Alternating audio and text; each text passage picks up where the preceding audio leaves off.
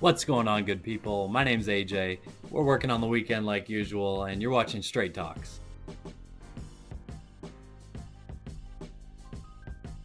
We have a cool topic here, and I did the same thing for level 2, which is to make a video talking about some tips for the specific items in that case that appeared on the level 2 exam, and today I'm talking about some tips for the level 3 exam. I got the idea for 2 tips videos, one for level 2, one for level 3, from a comment from one of you, so I really appreciate that kind of stuff. If you have any questions when you're watching the other videos, or if anything pops to mind, feel free to leave it below in a comment, and 90% chance I'll make a video on that topic, because I would just rather cover topics that are relevant to all of you. So thanks for watching. If you are enjoying any of the content, please like this video and subscribe to the channel. It helps me out, and I'm enjoying making the videos, so I'd like to continue doing it. So when we talk about tips for the level 3 exam, I'm going to, for the most part, ignore the PM session. And if you're unfamiliar yet, there's 2 sessions to every CFA exam, AM and PM.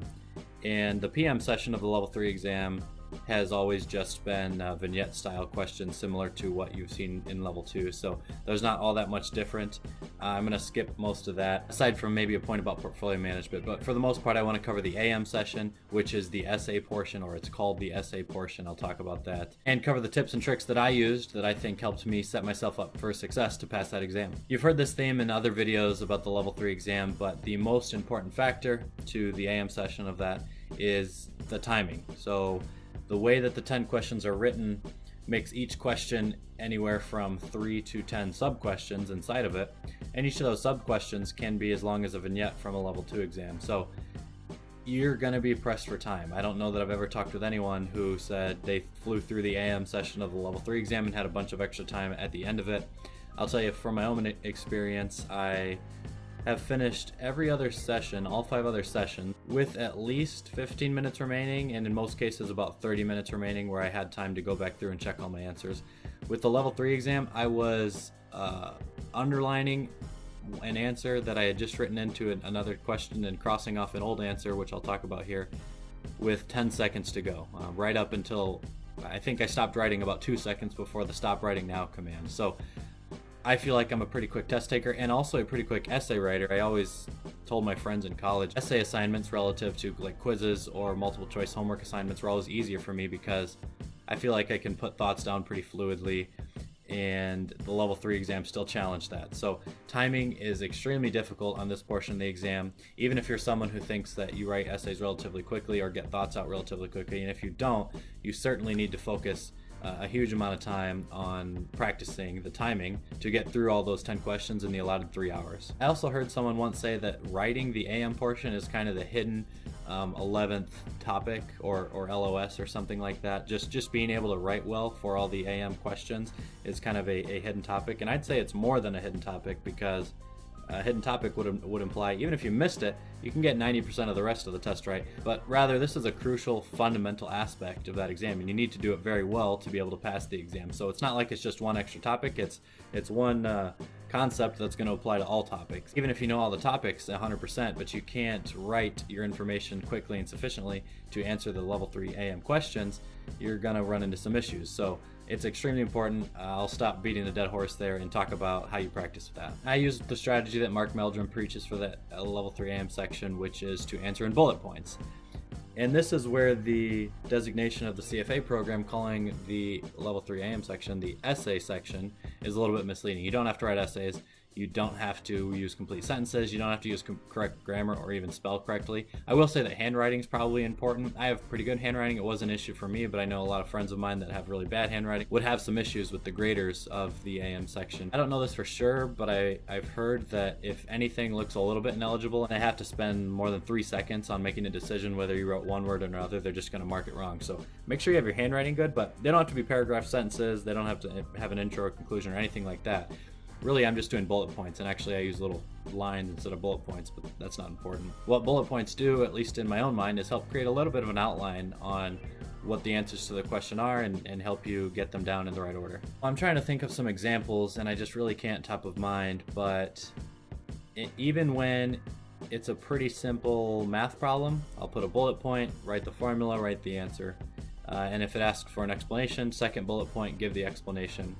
If a certain question asked for 5 ethics considerations to, actually that wouldn't make sense because ethics isn't on the written portion of the exam. Ethics is only tested in the PM section of level 3.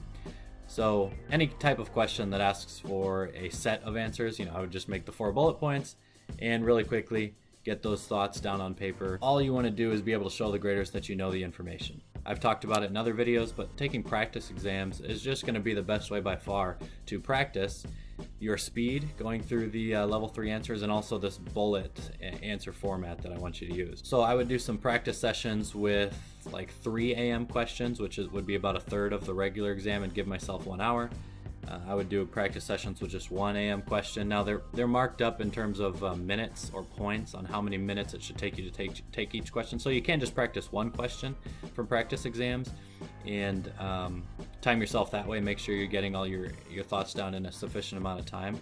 But I think the transition from one topic to another can be a little bit mentally difficult. So in my mind, it's better to practice at least 2, probably 3 AM questions at a time, then go back and review your answers and learn what you did wrong on those. But whatever works best for you is okay, as long as you're doing a lot of practice exams for those AM papers. They're not super easy to come by, so do some Google searches, look for some old forums on Analyst Forum or Reddit or whatever to find past AM sessions. And even if the content of those AM sessions is no longer relevant, I've talked about in my other videos how to check to see if the specific questions given on a prior CFA exam are no longer a part of the curriculum.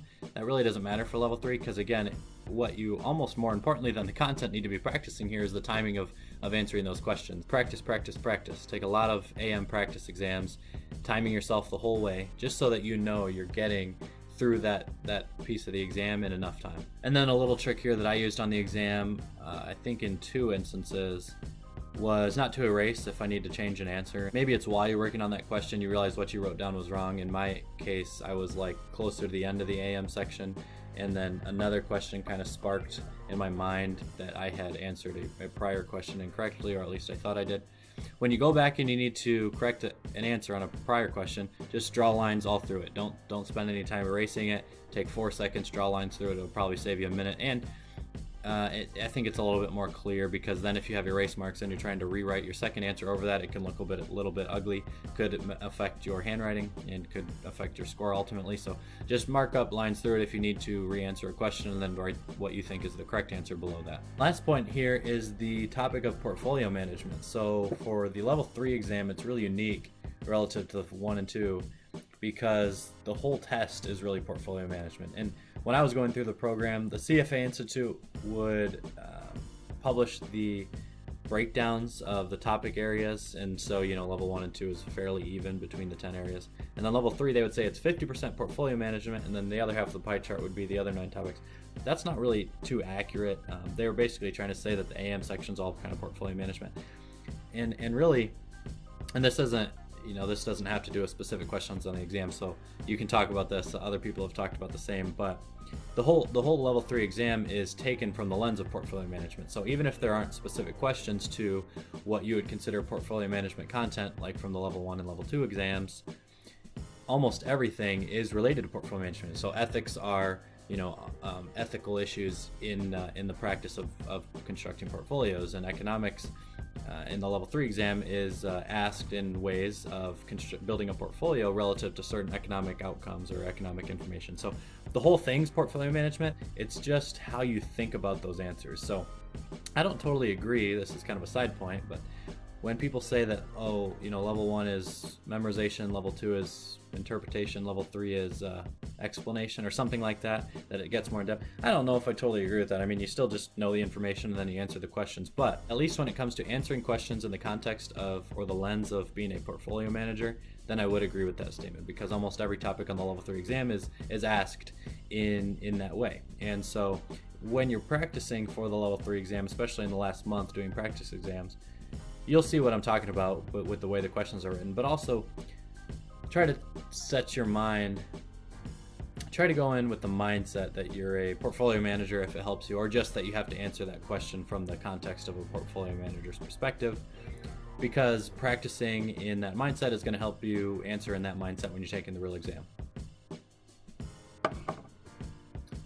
Okay, so those are my tips and tricks for the level 3 exam. Let me know if you think any of these are wrong or if you have any others to add. And again, like I mentioned earlier, please like the video, subscribe to the channel, I appreciate it, and thanks for watching.